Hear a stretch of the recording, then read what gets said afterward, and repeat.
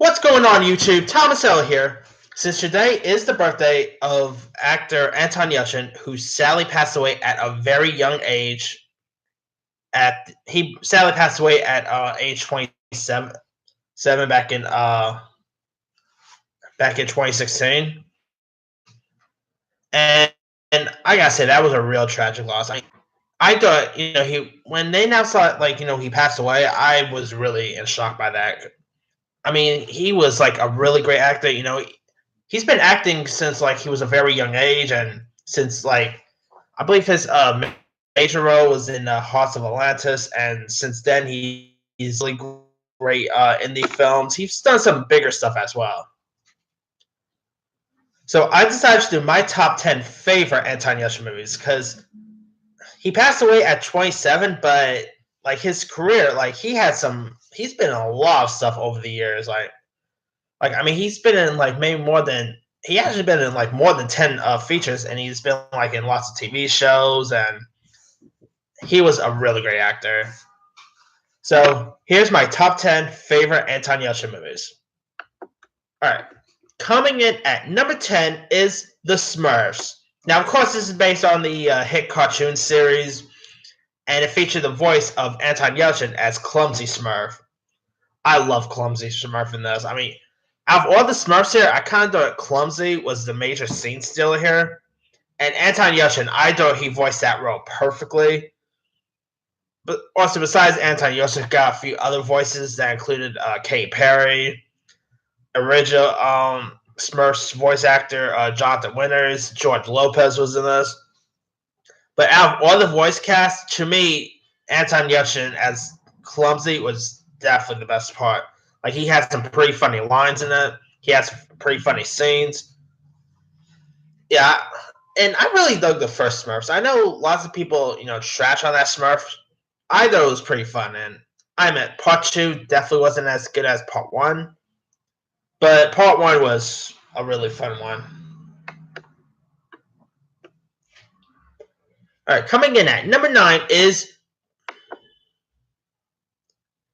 Green Room. Almost said Green Book. Totally different film, by the way. Green Room it's a horror film that was released by A24, and it's a really interesting horror flick. Like, it stars Patrick Stewart as pretty much the main bad guy here. You also had Imogen Poots, Elia Swaghead was in this. You also had Joe Coe was also in this film. Really interesting horror film. I mean, it was also directed by Jeremy Salinger, who also recently just directed that Netflix movie that just got released with Jeffrey Wright. I think it was called Hold the Dark. Now, I mean, in this movie, it features like a band who's like into a scheduled part of the Pacific Northwest, and they stumble onto a horrific acts of violence because they are like the only witness, and they like become the targets of a terrifying gang of skinheads who wants to make sure like all of them are pretty much killed off. And the leader of the skinhead is Patrick Stewart. That's right. I mean, Professor X is the main villain in this. I mean, this isn't to me, it's not a great film or anything, but I really dug it. It had some good performances by Patrick Stewart. Anton Yelchin was great in this. Really amazing film. And if you guys still haven't seen Green Room by now, I highly recommend it. I think you'll enjoy it. And also, you won't be able to look at dogs the same way because there's like a scene, like a dog scene feature in this that you definitely won't look at dogs the same way after seeing that part. Coming in at number 8 is Bearing the X. Now, this movie was directed by Joe Dante, who, by the way, also directed Gremlins. He did a few other stuff like Small Soldiers. Cool director. I mean, here you got like Anton Yelchin plays a guy named Max who learns that his live-in girlfriend Evelyn, played by Ashley Greene, is pretty much controlling and manipulative,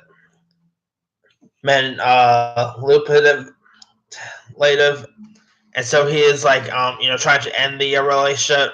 So like, however, fate of course occurs, and like his girlfriend pretty much was killed by a freak accident, and so like a couple months has passed, and like Max meets his dream girl played by Alexandra Zaria, and so like one day pretty much Evelyn actually comes out and becomes a zombie, and wants to try to break off the relationship in the old fashioned way. I mean, Burying the Ex was a really funny little horror comedy.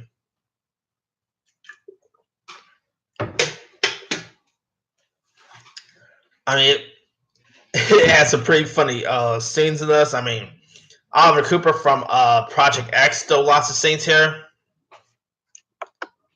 And I mean, I also like the chemistry between Anton Yelchin and Alexandra Daddario. I mean, their chemistry was pretty good. Ashley Greene was decent. I mean, she went from a movie about vampires to a movie about zombies, so that was pretty funny to watch. And I mean, Ashley Greene as a zombie, who wouldn't watch that? Come on.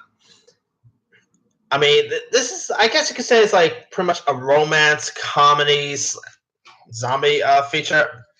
If you guys still haven't seen it, I highly recommend it. It's really fun.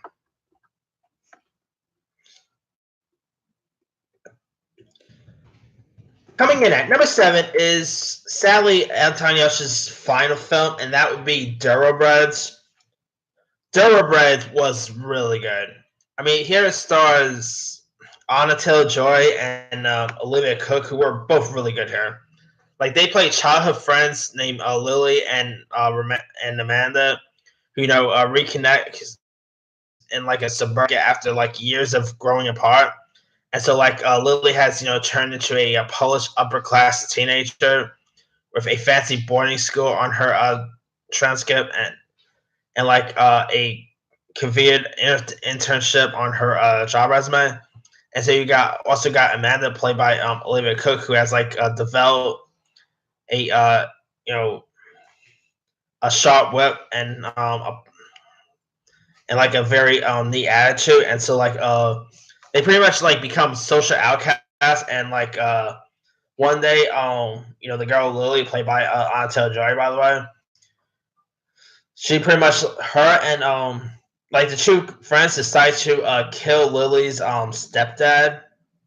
And so like Anton Yelchin here plays like a hustler who they try to who pretty much they try to get to help them kill the stepdad.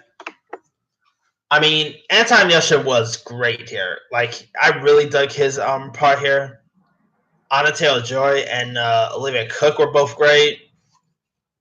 Yeah, this was, like I said, this was Anton's like final feature film, and he nailed it. Like it showed how much of a great actor this guy was,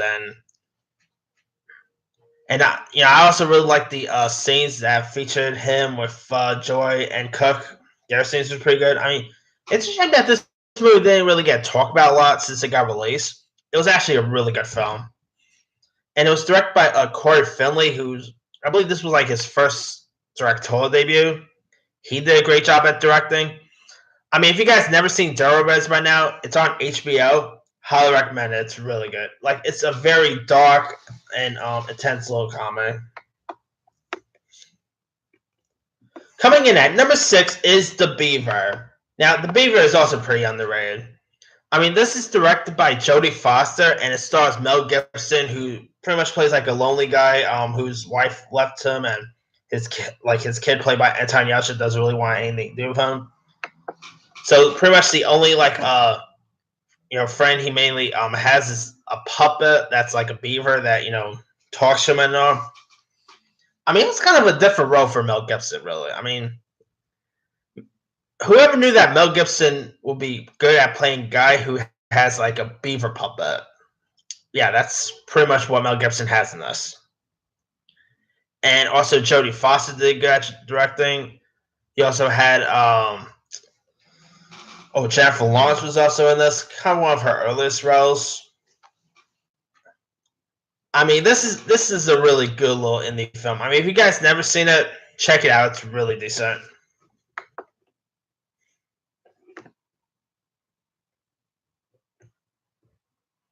Coming in at number 5 is Odd Thomas. Now, this movie is based on a book by Dean Koontz, and it also stars Anton Yelchin with William Dafoe. And it's directed by Steven Sommers, who, by the way, also directed The Mummy. He did the first G.I. Joe. To me, this is actually his best film. Odd Thomas was really cool. I mean, here Anton Yelchin plays like a small town fry cook named Odd Thomas, who is like an ordinary guy with a paranormal secret, and so like he pretty much sees dead people everywhere. So he's like an anti-version of Haley Joel Osment's character from The Sixth Sense. Like this is like him if he grew up and became like a paranormal seeker. This is pretty much what you get. And so like when so in the film when like a creepy stranger shows up with a entourage of ghostly predators who like feed on pain and portend mass destruction, Thomas pretty much knows that his town is in like very serious trouble, so he teams up with his girlfriend played by Addison Timlin and a local sheriff played by William Dafoe, and so they pretty much try to stop the apocalypse. And it also had a really interesting twist at the end that I literally didn't see coming. This is a really underrated little gem. I really dug this movie. Anton Yelchin was great. Addison was pretty decent. I like William Dafoe in this. I never really read the book, so I can't really comment much on the book itself. But the movie was great. I mean, it's a shame that they never really went ahead and did a sequel because I would love to have seen another one of this. I mean, if they announced that they're going to do like another Odd Thomas, I'd be down, but it'll be hard to top the Anton Yelchin one. Because I thought he was really good as the Rowan. I mean, if you guys never seen the Odd Thomas movie, I highly recommend it. It's really fun. Coming in at number 4 is Fright Night. Now, of course, this is a remake of the classic 80s horror film. And this one, you had Colin Farrell, who, of course, plays Anton Yelchin's vampire neighbor. Of course, Colin Farrell plays like a neighbor here that Anton Yelchin pretty much suspects is a vampire. This movie was completely fun. I mean, I'm not really sure if I really prefer it over the original, but it's still really good. I mean, Colin Farrell was great. Who knew that he could play a vampire really well? You also had Toni Collette, Imogen Poots, who was also in Green Room, was pretty good in this. David Tennant from Doctor Who fame was great. I really dug this movie. It was like really funny. It had some really cool scares here. Oh, and not to mention Christopher Plotz also stole some scenes here too. I mean, yeah, the Fright Night remake was awesome. I mean, if you guys never seen it yet, I highly recommend it. It's really fun.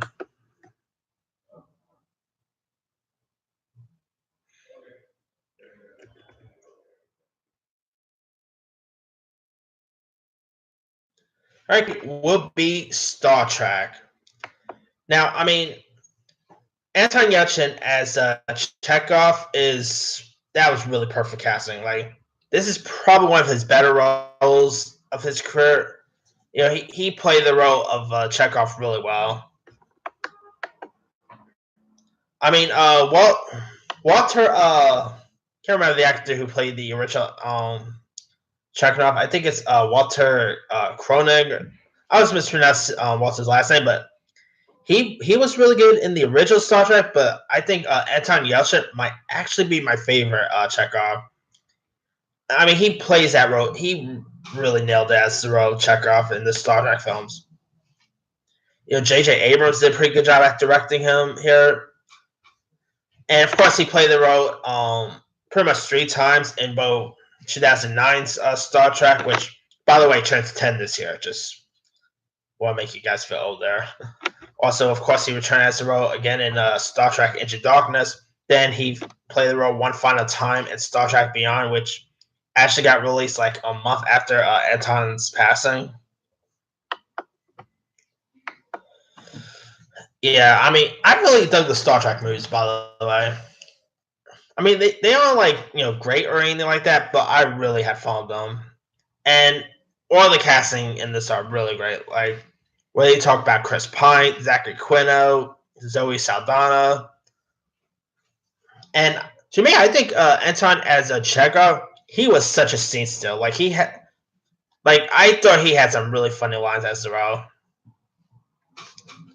And I mean, I know they were probably talk about them doing a new Star Trek film in the future, but I'll be interested to see who they're gonna get to play Chekhov in the next Star Trek film because I mean it's probably gonna be a little hard to top Anton's performance because he was really great as well.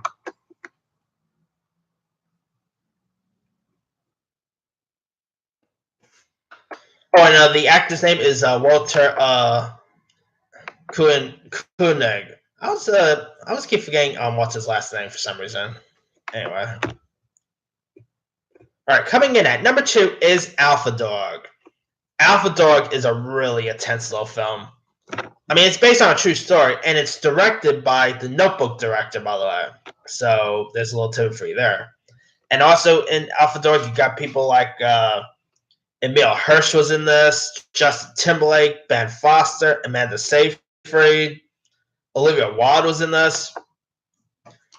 Some pretty interesting castings. Like, in it, Emil Hirsch, plays Johnny Truelove, who like lives the high life in LA, partying with, and like parties with his peers and gets into a steady dope supply from his dad, Sonny. Who, by the way, is played by Bruce Willis.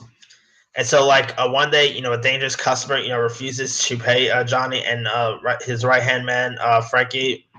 So, like they pretty much kidnap the junkie's younger brother and pretty much intend to only keep the kid, hidden and happy until like until they get the cash.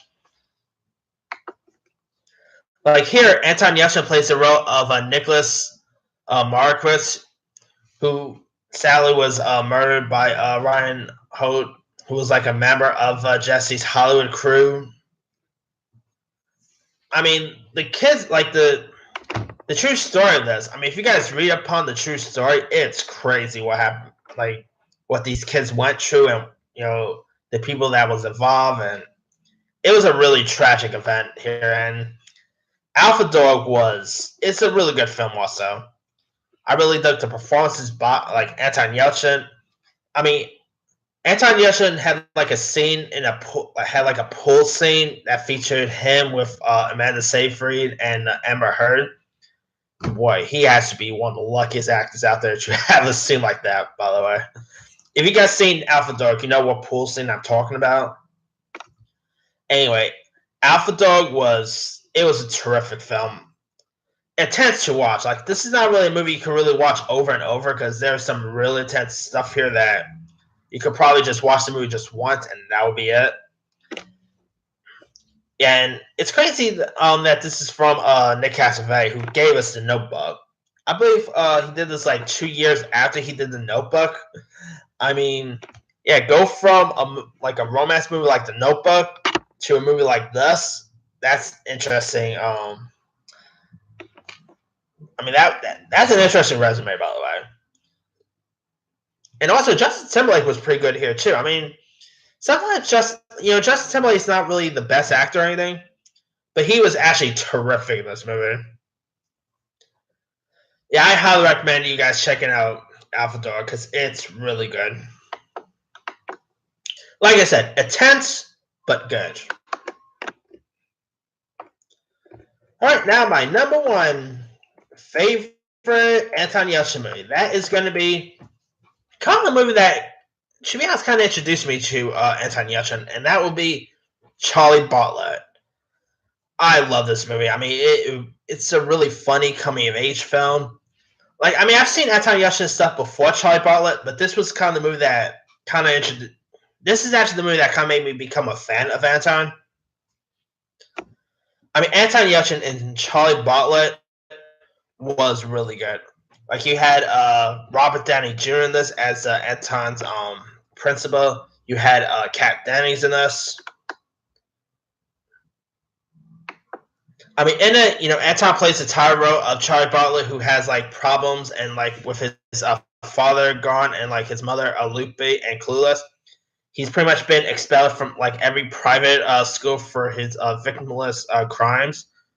And so, now that he's in a public school getting punished out daily by the school Doug, he, ever like longs to be the popular, the go-to guy, and like a couple of his troubles is that he finds the means to like to this end, and so he pretty much makes peace with his tormentor by going into business with him, by of course, doing drugs and all. And he also like is having a relationship with Kat Dennings' character, who, by the way, is the daughter of the principal in the school, played by Robert Downey Jr. And I believe Robert Downey Jr. did this like I think a couple months before he made his debut as Iron Man. So there's that. Yeah, I mean, this movie was really funny. It, like, had lots of heart to it. Anton was great. Kat Downey Jr. was amazing. I mean, this is definitely a really good film. And shouldn't that lots of people haven't really seen Charlie Butler? Because I mean, if you guys haven't seen this movie by now, do yourself a favor, give it a go. It's really funny.